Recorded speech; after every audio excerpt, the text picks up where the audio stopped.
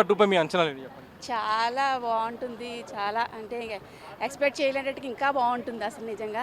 జై బాలయ్య. బాలకృష్ణ గారి సినిమాలో మీకు ఇష్టమైన సినిమా ఏంటి? అసలు ఒకటి ఇష్టం లేదంటూ ఏది లేదు. అన్నీ ఇష్టమే. ఆయనంటేనే మా గుండెల్లో ఉండే మనిషి అనమాట నిజంగా. ఎందుకండి మీకు బాలయ్య గారు అంటే అంత అభిమానం? చిన్నప్పటి నుంచి చాలా అభిమానం. అది చెప్పడానికి రాదు అట్లా.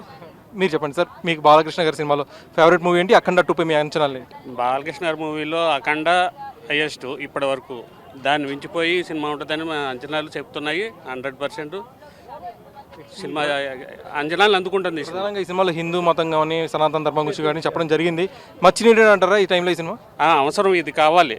హిందువులకి ప్రతి ఒక్కరికి కూడా ఇది కావాలి. దాని గురించి సినిమా తీశారు, అద్భుతంగా ఉంటుంది, దాంట్లో ఏ డౌట్ లేదు. ఎందుకంటే మనం ఇది ముందు కూడా చూసాం, అఖండ చూసాం. అంచనాలకు మించి ఆ సినిమా పెద్ద సక్సెస్ సాధించింది. అలాగే ఇది కూడా దాన్ని మించి ఉంటుందని అనుకుంటున్నాం.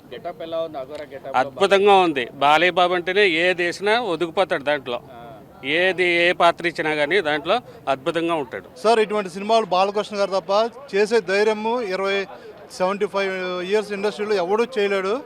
అది నొక్కిపెట్టి చెప్తాం. జై బాలయ్య.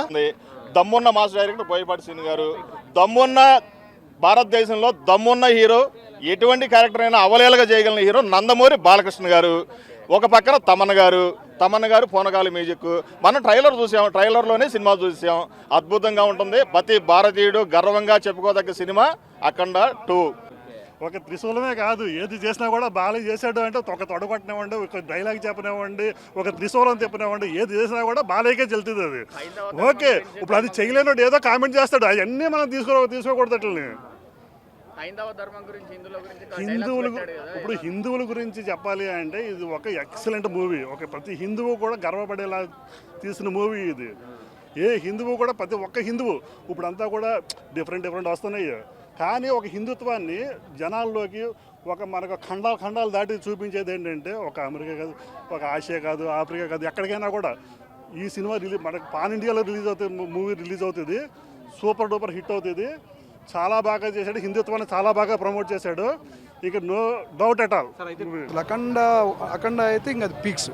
ఎస్పెషల్లీ క్లైమాక్స్లో శివావతారం ఆయన చక్రం కొట్టుకొని అలా తిరుగుతుంటే రియల్లీ గూస్ బంప్సే కాకుండా జనరల్గా ప్రజలు కూడా ఆల్మోస్ట్ ఎస్ శివుడు అనే అతను మనుషుల రూపంలో వచ్చి అసాంఘికంగా చేసి ఎలాంటి కార్యక్రమాలైనా సరే వాటిని నశింపజేస్తాడు, దైవత్వం ఎప్పుడూ ఉంటుంది అనే తత్వాన్ని చూపించడంలో బోయపాటి గారు అల్టిమేట్ అండి. అది మాత్రం ఈవెన్ మన తెలుగులే కదా, నా ఫ్రెండ్స్ చాలామంది నార్త్ ఇండియన్స్ ఉంటారు, వాళ్ళు కూడా అది చూసినప్పుడు వావ్ అక్కడ నిజంగా శివుడు మాత్రం ఇది చేయగలడు. బాలకృష్ణ గారు యాక్టింగ్ పట్ల వారు ఏమన్నారు నార్త్ ఇండియన్స్? అది మాత్రం వాళ్ళు అదే అసలు వాళ్ళైతే పిచ్చెక్కిపోయారు.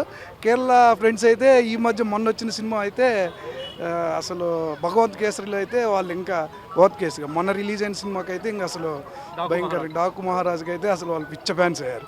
సో ఈ సినిమా అంచనాలు అయితే ఆ 3 సినిమాలతో పాటు ఏ విధంగా అంచనాలు ఉంటాయో అదే అంచనాలు ఉన్నాయి. డెఫినెట్గా బోయపాటి బాలయ్య కాంబినేషన్ వచ్చే ప్రతి సినిమా అంచనాలు పెంచుకుంటూ వాటిని